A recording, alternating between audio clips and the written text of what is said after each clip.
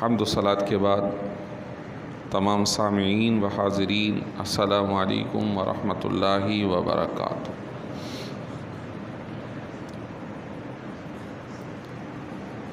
دو آیت مبارکہ مختلف مقامات سے پڑھی ہیں۔ اللہ تبارک و تعالی سے دعا ہے کہ صحیح سیکھنے، سمجھنے اور عمل کرنے کی توفیق عطا فرمائے۔ پچھلے جمعۃ المبارک اس بات پر گفتگو ہوئی تھی کہ حلال اور طیب کا استعمال کرنا مسلمان پر لازم ہے۔ حرام اور خبیث یا ناپسندیدہ اس کا استعمال کرنا جائز نہیں۔ اس پر مختلف اقسام اور کراہت کا بھی تذکرہ کیا۔ آج مزید اسی موضوع کو آگے بڑھائیں گے کہ شریعت اسلامی کا اہم حصہ ہے حلال اور طیب۔ یہ اتنی اعلیٰ ترین بات ہے کہ اللہ تبارک و تعالی نے اپنے نبیوں کو حکم دیا کہ آپ لوگ صرف طیب مال ہی استعمال کریں، اور اس امت کو اللہ نے یہ اعزاز بخشا ہے کہ جو نبیوں کو حکم ہوا وہی اس امت کو حکم ہوا کہ آپ طیب چیزوں کا استعمال کریں گے۔ چنانچہ سورہ مؤمنون 18واں پارہ انبیاء علیہم السلام کے بارے میں ارشاد فرمایا، یا ایھا الرسل کلوا من الطیبات۔ ایک گروہ انبیاء، آپ سب پاکیزہ چیزیں کھائیں اور اچھے اعمال کرتے رہیں۔ انی بما تعملون علیم، جو آپ کر رہے ہیں میں ان سب کو جانتا ہوں۔ انبیاء علیہم السلام کو طیب چیزیں کھانے کا حکم ہوا۔ اب اس امت کے لیے آئیے، فرمایا یا ایھا الناس کلوا مما فی الارض حلالا طیبا۔ اے لوگو، جو کچھ زمین میں سے حلال اور طیب ہے وہی کھاؤ۔ ولا تتبعوا خطوات الشیطان، اور شیطان کے قدموں کے پیچھے مت چلو، اس کی پیروی مت کرو۔ انہ لکم عدو مبین، وہ تو تمہارا کھلا دشمن ہے۔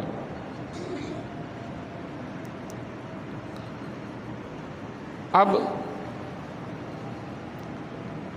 جب ہم قرآن و سنت کے اندر مختلف مقامات پر تفصیل کو دیکھتے ہیں تو ان تفصیل کو دیکھنے کے بعد فقہائے کرام نے کچھ وجوہات بیان فرمائیں کہ کن وجوہات پر کوئی چیز طیب یا پاکیزہ نہیں رہے گی، اس کا استعمال درست نہیں رہے گا۔ کہا کہ ایک صورت تو وہ ہے کہ جس پر اللہ اور اس کے رسول نے فیصلہ صادر فرما دیا، اس میں پیچھے ہٹنے کی گنجائش نہیں ہے۔ مثلا خنزیر ہے، مثلا مرا ہوا جانور ہے، مردار، مثلا کسی جانور کا گلا گھٹ گیا اور وہ مر گیا، اور ایک ہے طبعی موت، مر گیا، اور ایک وہ ہے کہ جو کسی ٹیلے سے گر کر مر گیا۔ تو ان جانوروں کے بارے میں اللہ نے خود فرما دیا کہ تم پر حرام ہے مردار، خون،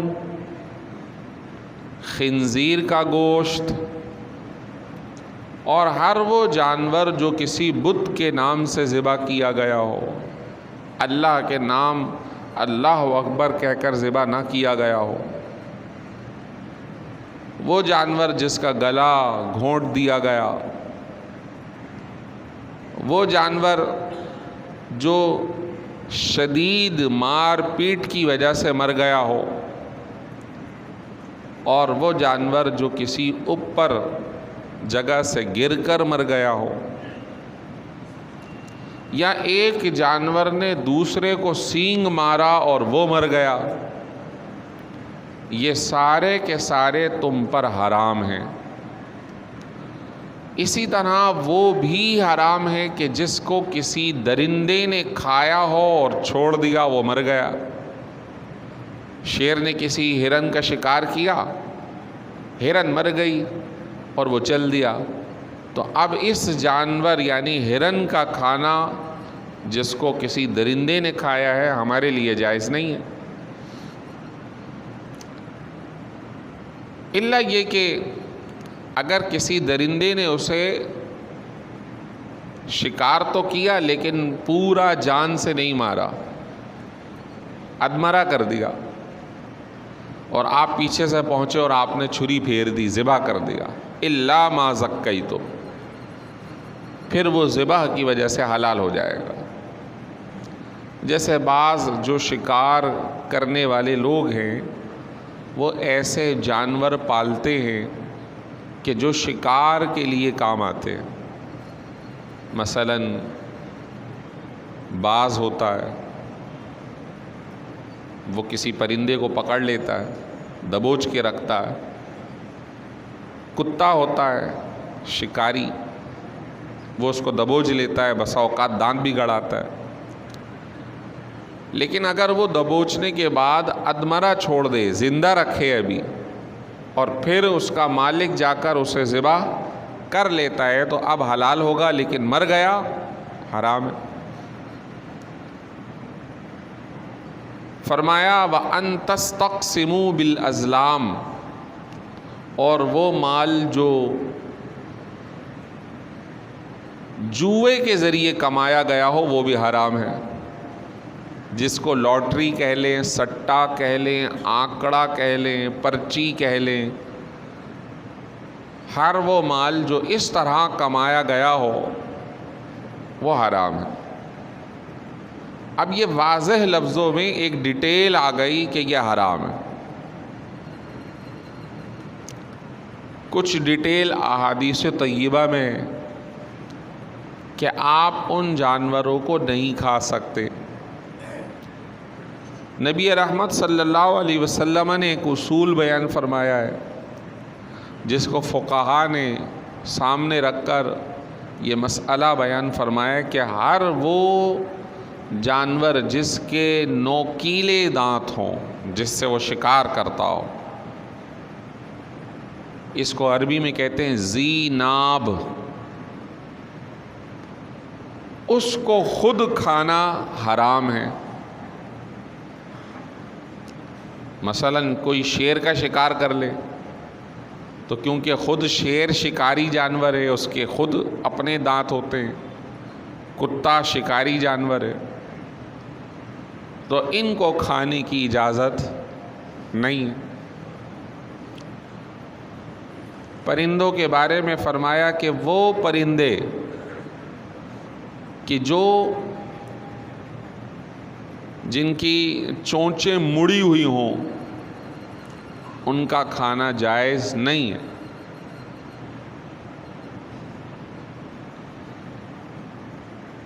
وہ جو شکار کر کے کھاتے ہوں ان کا کھانا جائز، خود ان کا کھانا جائز نہیں۔ احادیث طیبہ میں گدھا، اس کا گوشت کھانا جائز نہیں۔ غزوہ خیبر ہوا، خیبر کے اندر جو لوگ رہتے تھے وہ یہودی تھے،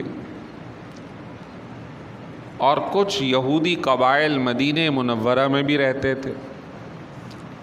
آپ صلی اللہ علیہ وسلم نے انہی لوگوں سے جب مدینہ شریف گئے تو میثاق مدینہ اور اس کے علاوہ کچھ بت پرست قبائل تھے ان کے ساتھ مل کر کیا کہ مدینہ شریف ہمارا مرکز ہے، سب مل کے اس کی حفاظت کریں گے اور کوئی ایک دوسرے کے خلاف سازش نہیں کرے گا۔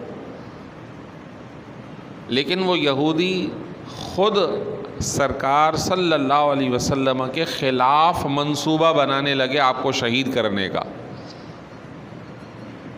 تو آپ نے ان کے خلاف بھرپور ایکشن لیا اور ان کو علاقہ بدر فرما دیا، اور خیبر کا بھی معاملہ ایسے ہی ہوا۔ تو خیبر کے موقع پر جب ان کو بھگایا جا رہا تھا تو ان کے کچھ جانور مسلمانوں کے قبضے میں آئے، تو ان میں گدھے بھی تھے۔ تو اس وقت تک یہ حکم واضح نہیں تھا، تو بعض صحابہ کرام نے گدھوں کو کاٹا، ان کا گوشت بنایا اور ہنڈیا پہ چڑھا دیا۔ نبی رحمت صلی اللہ علیہ وسلم نے جب دیکھا تو فرمایا کہ یہ گدھے کا گوشت جائز نہیں ہے، اور آپ صلی اللہ علیہ وسلم نے خود ان کی چولہوں پر چڑھی ہوئی ہانڈیاں وہ ساری کی ساری الٹ دی، اور پھر فرمایا کہ کوئی ایسا تمہیں نظر آئے گا جو اپنے تخت پر بیٹھا تکیہ لگائے یہ کہہ رہا ہوگا کہ حرام تو صرف وہ ہے جو قرآن میں ہے، فرمایا سن لو میرا حرام کردہ بھی ایسا ہے جیسا قرآن کا حرام کردہ ہے۔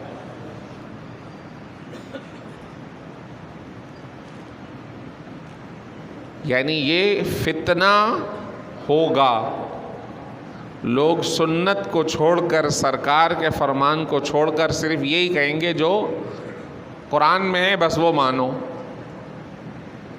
حالانکہ قرآن خود یہ کہتا ہے ما آتاکم الرسول فخذوہ وما نہاکم عنہ فانتہوہ، سورہ حشر،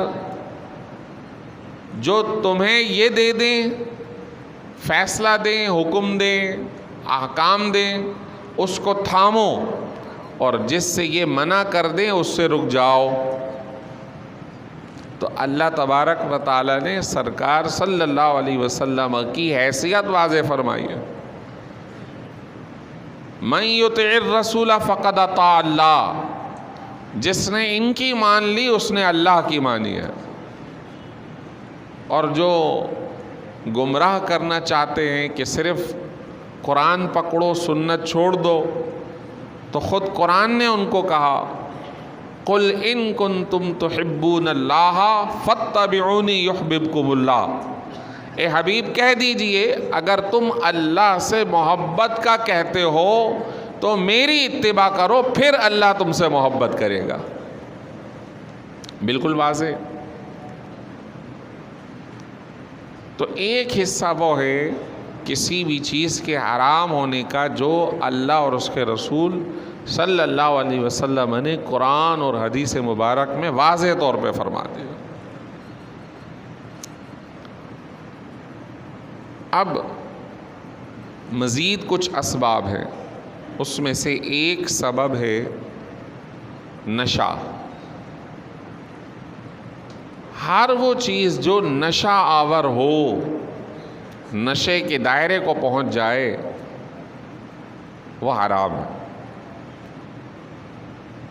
لہذا تمام نشہ آور چیزیں نبی رحمت صلی اللہ علیہ وسلم نے ارشاد فرمایا کل مسکر حرام من ما اسکر فہو حرام، یعنی مختلف الفاظ ہیں حدیث طیبہ میں، جو بھی شے نشہ کا سبب بنے چاہے وہ کسی بھی فارم میں ہو وہ جائز نہیں ہے۔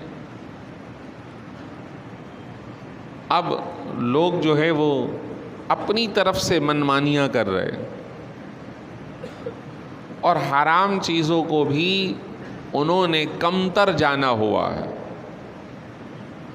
اور اپنی خواہشات کو پورا کرنے میں مختلف ناموں سے، ایک چیز حرام ہے اس کو دوسرا نام دے کر سمجھتے ہیں کہ یہ درست ہو گئی۔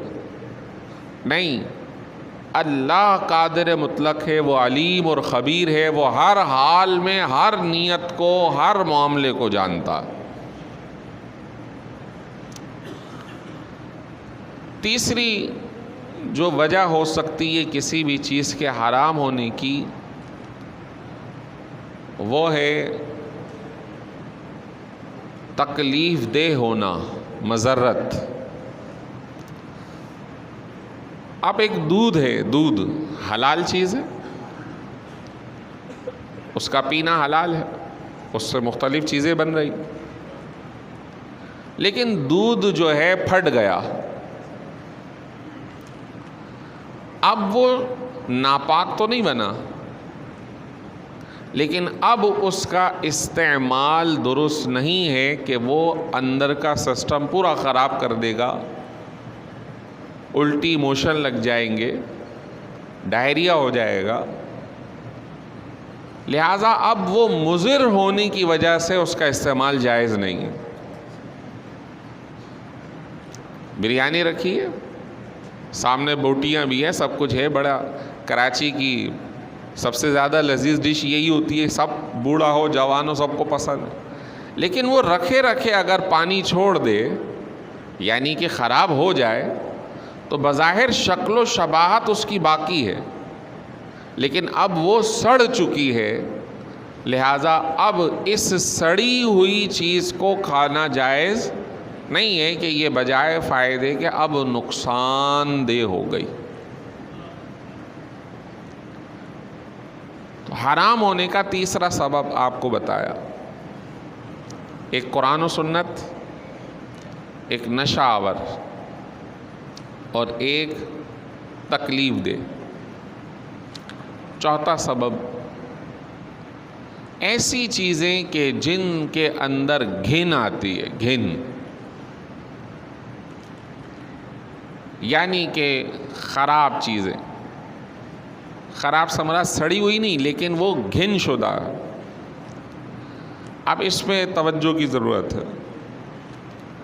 ہم باہر ہوٹلوں پہ کھانا کھانے کو اچھا سمجھتے ہیں، لیکن آپ کو پتہ ہے کہ یہ ایک بزنس ہے، اور بزنس جب بندہ اس پہ چڑھ جاتا ہے تو پھر وہ بہت کم ہوتا ہے کہ صحیح کا خیال رکھے۔ لوگوں کے فریجوں میں گوشت رکھا ہے اور اسی فریج کے اندر کاکروچ بھی آئے ہوئے ہیں، اسی فریج میں گوشت رکھے رکھے نیلا پڑ گیا ہے یعنی خراب ہو گیا ہے۔ وہ صرف پانی میں ڈبکی لگایا اور اپنی کڑھائی میں ڈالا اور اوپر سے لال مرچ اور مسالے ڈالے۔ ہم نے کہا بڑا لطف اندوز کھانا ہے، بڑا لذیذ کھانا ہے، لیکن اگر اس کی پچھلی حیثیت کو دیکھیں تو اس کو دیکھ کر گھن آئے گی۔ لہذا ہر وہ شے جس کو دیکھ کر گھن آ رہی ہو اور وہ واقعی ایسی ہو، اسی وجہ سے کیڑے مکوڑے، حشرات الارض، یہ وہ چیزیں ہیں جو گھن والی ہیں۔ تو فرمایا اس وجہ سے بھی اس شے کا کھانا جائز نہیں۔ پانچویں چیز، وہ شے خود تو حلال ہے لیکن ہماری ملکیت نہیں ہے، ہماری ملکیت نہیں ہے۔ تو ہم کسی اور کا مال نہیں کھا سکتے، یہ ہمارے لیے حرام ہوگا، کیونکہ قرآن نے کہا ہے کہ حلال کھاؤ اور طیب کھاؤ۔ تو یہ طیب کی بات چل رہی تھی، اب حلال کی بات چل رہی ہے، یا اب یہ حلال ہمارے لیے نہیں ہے۔ ایک واقعہ بڑا سبق آموز ہے۔ صحابی رسول غالباً حضرت سلمان فارسی رضی اللہ تعالیٰ عنہ جب تک حضور کے ساتھ رہے مدینہ شریف میں، حضرت عمر فاروق کے زمانے میں انہیں دوسرے علاقے ذمہ داری دے کر بطور سربراہ بھیج دیا گیا۔ علاقے کے بڑے تھے، فیصلہ کرتے تھے، جو شرعی احکام تھے خلیفہ کی طرف سے وہ نافذ کیا کرتے تھے، لیکن اپنا گزر بسر جو ہے وہ ٹوپی بناتے تھے اور بیچا کرتے تھے، اس سے کیا کرتے تھے، اور لازم بات ہے وہ مشکل سے بنتی تھی پھر بکتی تھی، تو گزر بسر بھی بہت مشکل سے ہوا کرتا تھا۔ بہرحال وہ اپنا گزارا کر رہے تھے اور کسی سے ان کا رکھ رکھاؤ اس مالی اعتبار سے نہیں تھا۔ تو مدینہ منورہ سے ایک صحابی جو ان کے دوست تھے وہ ان سے ملنے گئے۔ جب ملنے گئے تو انہوں نے جو کچھ اپنے پاس میسر تھا تو تھوڑا بہت اہتمام اپنے مہمان کے لیے کیا، کھانا۔ بہت اہم بات عرض کر رہا ہوں، وہ کھانا کھا رہے تھے کہ اتنے میں کوئی مانگنے والا آ گیا۔ تو حضرت سلمان فارسی کے جو مہمان تھے، کھانے میں سے اٹھا کر انہوں نے اس مانگنے والے کو دے دیا۔ تو آپ نے ان سے کہا واپس رکھو، آپ میرے مہمان ہو، میرے کھانے کے مالک نہیں ہو، کھانا میرا ہے، مجھ سے اجازت ملے گی تو آپ کسی کو دو گے۔ سمجھیے، اور میں کسی سے پیسے نہیں لیتا، بہت مشکل سے میرا گزارا ہو رہا ہے، اور آپ میرے مہمان ہو، یہ کھانا صرف آپ کے لیے جائز ہے، جب تک میں نہ دوں آپ کو اجازت نہیں ہے کہ یہ اٹھا کر کسی اور کو دے دے۔ بہت باریک بات ہے یہ، اور یہاں ہم بغیر پوچھے کسی کی بھی ڈش سے، سامان سے، ریڑے سے اٹھا کر منہ میں ڈال لیتے، چاہے وہ 2 دانے ہی کیوں نہ ہو۔ ان دانوں کا جواب کون دے گا؟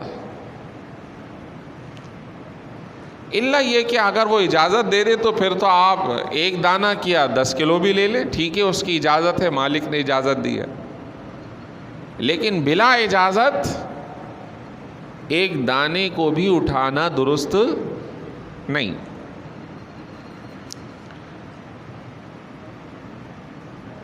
اسی طرح اور بھی اسباب بیان کیے گئے ہیں شریعت مطہرہ میں کہ جس کے اندر کسی بھی شے کے حرام ہونے کے اسباب بن سکتے ہیں۔